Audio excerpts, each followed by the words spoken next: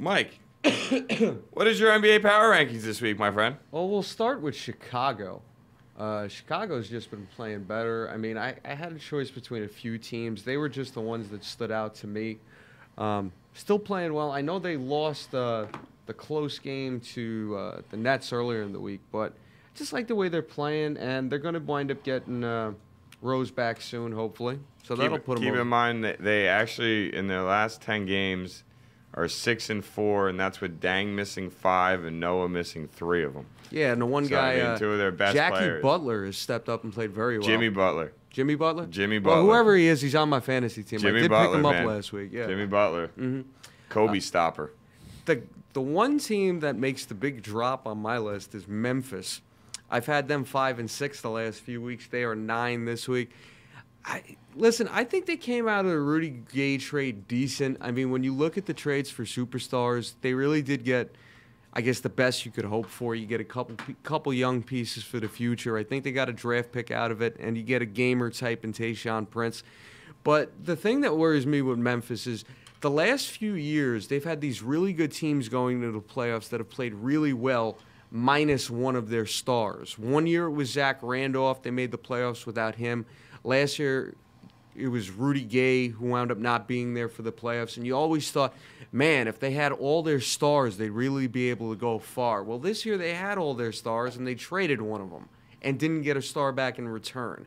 And I just think that's going to wind up keeping them out of the NBA elite when all is said and done. So they're 9. I have Golden State 8. I like the way things are coming together, and they finally got Andrew Bogut back this week. He's being eased into game action, but it looks like he may be able to go at full strength after the All-Star break. So I think that's going to help keep their momentum going. 7, I give it to Indiana. Indiana 5-game winning streak recently, 20-3 at home. So they're playing very well. 7-3 in their last 10 games. 6, Denver moves up. 7-game winning streak for me. I like the way they're playing. They're actually up to the number 4 seed in the West right now. Yeah, absolutely. Number 4 they're playing pretty good basketball. 31-18. Can you imagine if Iguodala starts going off the way he used to? That's the thing with Iguodala, though. He reminds me of like Joe Johnson and Jason Richardson and these other guys that have the talent to be superstars. Just they don't balls to the wall at every single game. With Iguodala, he can do a lot of different things. He's the type who can score 15 points a game, average 7 rebounds a game, and 6 assists. So, he is a little bit more of a distributor type, but there are times you wish he would just be more aggressive in terms of his scoring. Yeah. So if he starts doing that, I think Denver would be a dangerous team. The Knicks keep the 5 spot with me. They did lose their 5-game winning streak last night. But, I mean, let's be honest. Washington's only got 13 wins. They've beaten some tough teams. I mean, they got the win over Oklahoma City a few weeks ago. They made it close with Miami a couple weeks ago. They like the spoiler role. 7 of their 13 wins are against playoff teams from last year, including Miami, Chicago, New York, Atlanta, Oklahoma City, and the Clippers. Yeah. So I mean, those are the teams that they beat. If you're ridiculous. a team in a playoff hunt down the stretch, I wouldn't want to face Washington. No, not the way they're playing. You don't want to mess it up for you. But all right, so you got Knicks at 5, and the top 4. I have a feeling we're all going to wind up agreeing on. It's Miami 4, Clippers 3, Oklahoma City 2, and the Spurs on their 11-game winning streak are number 1. I will definitely say we definitely don't have the same. Well, we have most of the It'll same be the top same 4. 4 teams, No, probably it won't. different order. Really? No. Oh, Yep. oh yeah, you put the Knicks there, no doubt. All right, Eric, I'm ready for you, bud. Number 10, I have Denver. Okay. Number 9, I got the Bulls. Number 8, I got the Grizzlies. Number 7, I got the Warriors. Number 6, I got the Pacers.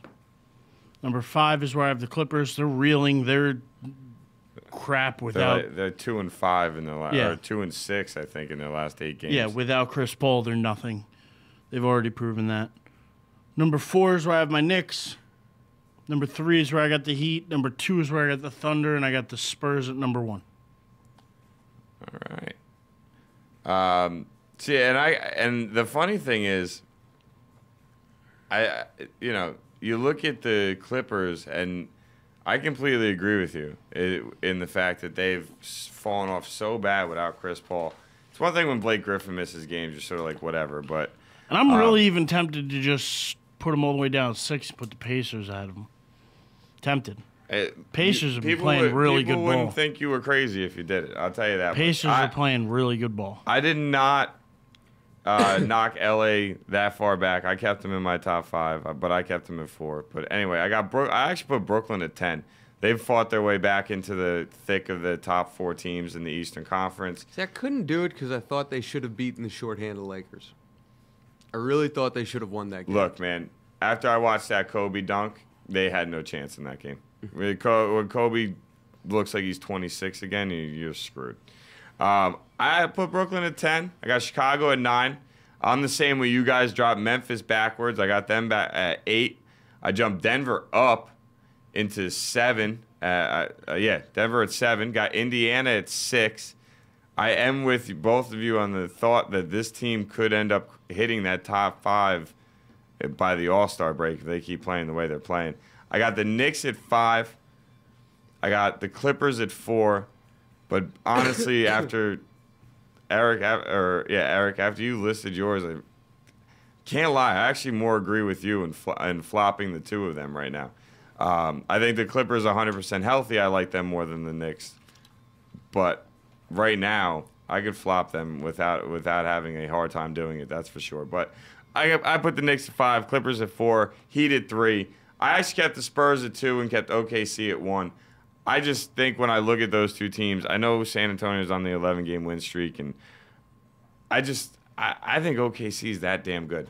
Kevin Martin is making it look like James Harden never even left, and I just think the team's that good.